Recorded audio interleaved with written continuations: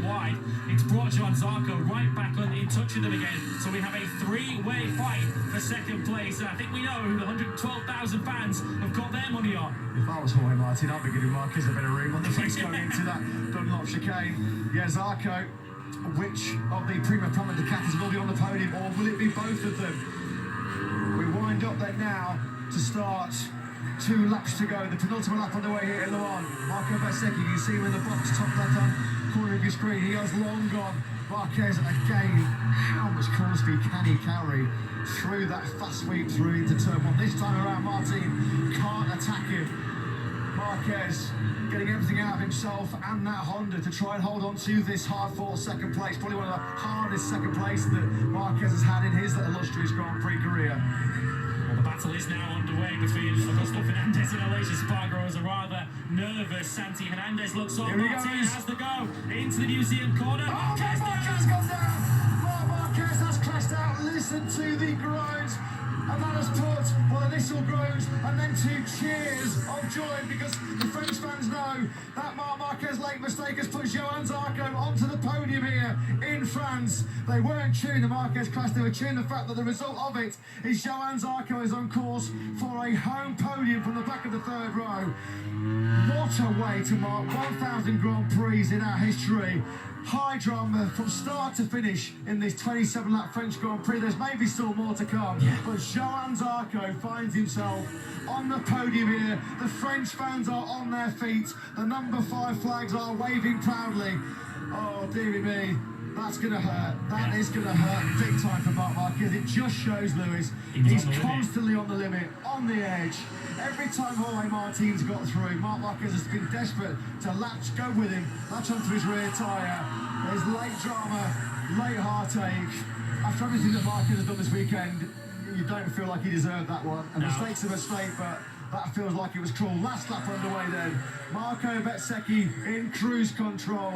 It's been a fantastic French Grand Prix for him, and it looks like there's going to be double podium joy for Prima Pramac Racing with Martin and Zarco on the podium. Listen to the noise. If Johann Zarco does hang on to this 3rd place, it is going to blow your ears off. You got the feeling that Marc Marquez was going to either finish on the podium or crash trying, and it ended up being the latter. And Augusto Fernandez, as a result of that, is promoted into 4th place. He's still clawing, fighting to try and hold off Aleix Espargaro. Any more drama ahead of him, and we could have him on the podium. But of course, the French fans are cheering on Johann Zarco, who sits in 3rd place, following his teammate. But none of them saw which way Marco Bezzecchi went this afternoon. He's coming through the Shimano berth now. He's just got the final sector to go. And let's not forget, Marco Bezzecchi was near disaster, wasn't he, when he almost got caught up with a crash for his Muni VR46 teammate, Luca Marini. But Valentino Rossi's squad, they're going to be over the Muni, aren't they? Because into the final sector, Marco Bezzecchi stands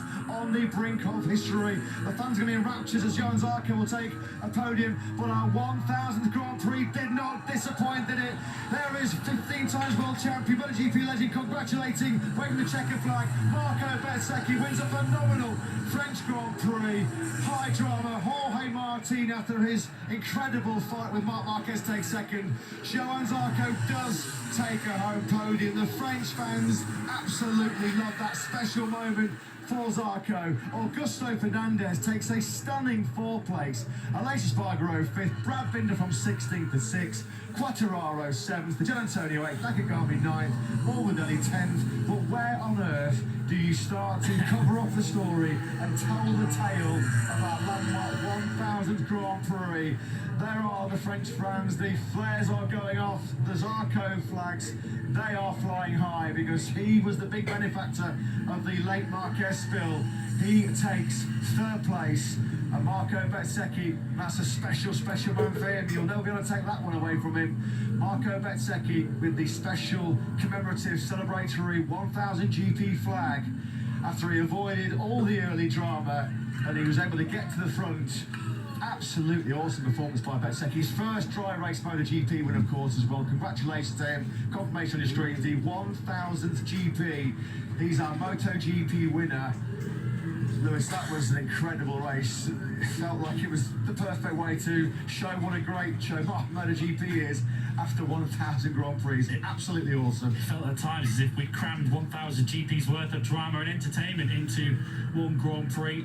And Marco Bezzecchi, I have a feeling that will feel much, much sweeter than that victory in Argentina, although it has to be said, even if we had a dry race in Argentina, he was probably the favourite to win it. Of course, he took the checker flag in the wet.